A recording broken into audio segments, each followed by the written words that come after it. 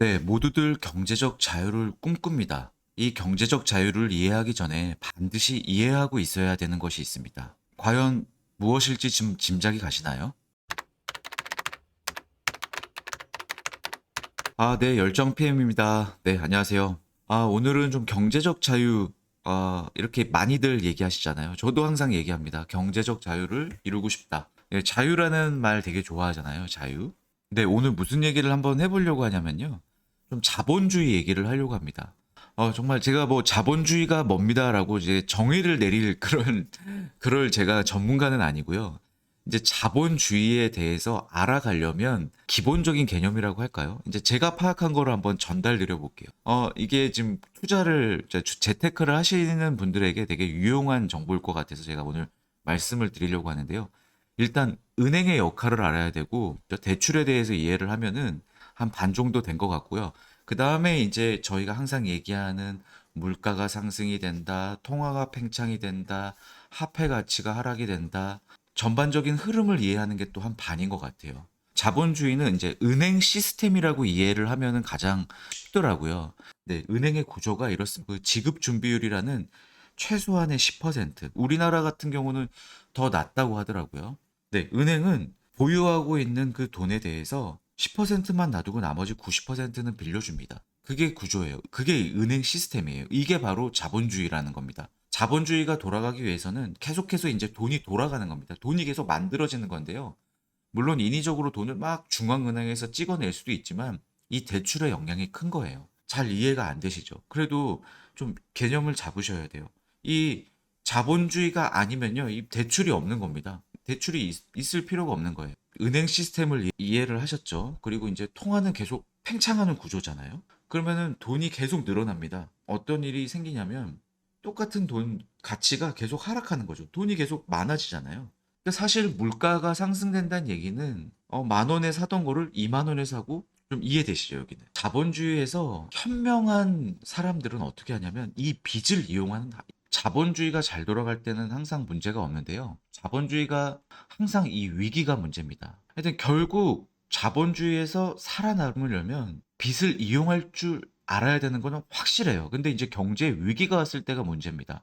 네, 이제 물가가 너무 상승한다 그러면 이제 사람들이 이제 자본주의에 살아가다가 너무 힘들다는 얘기를 하잖아요. 이제 이게 단점이 되는 거죠.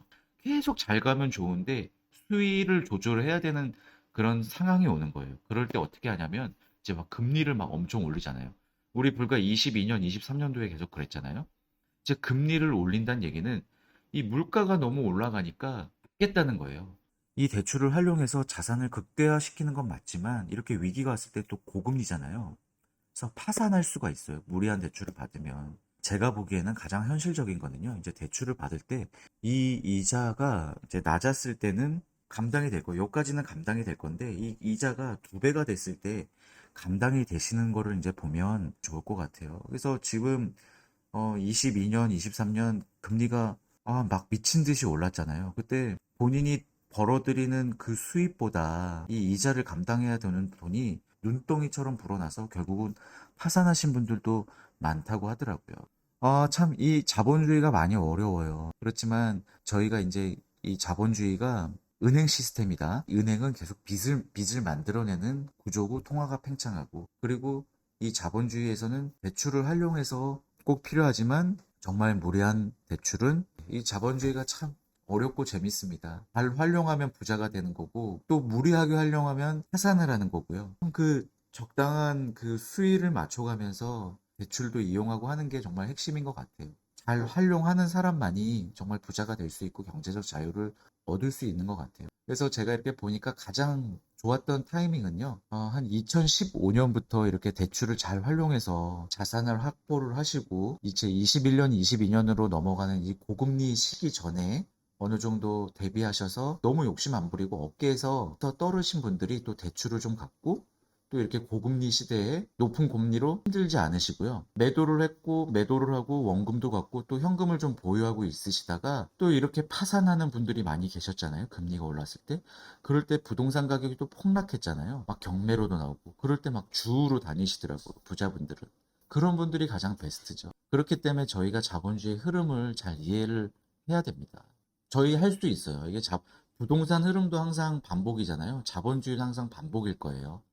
그렇기 때문에 그 적절한 타이밍을 노려야 되기 때문에 평소에 계속 공부해야 됩니다. 자본주의에 대한 이런 기본적인 개념은 이해를 하고 있고 딱 타이밍이 왔을 때 저희는 투자를 하고 부자가 돼서 경제적 자유를 이루는 그 꿈을 실현해 보는 걸 한번 계속 도전해 보셨으면 좋겠습니다.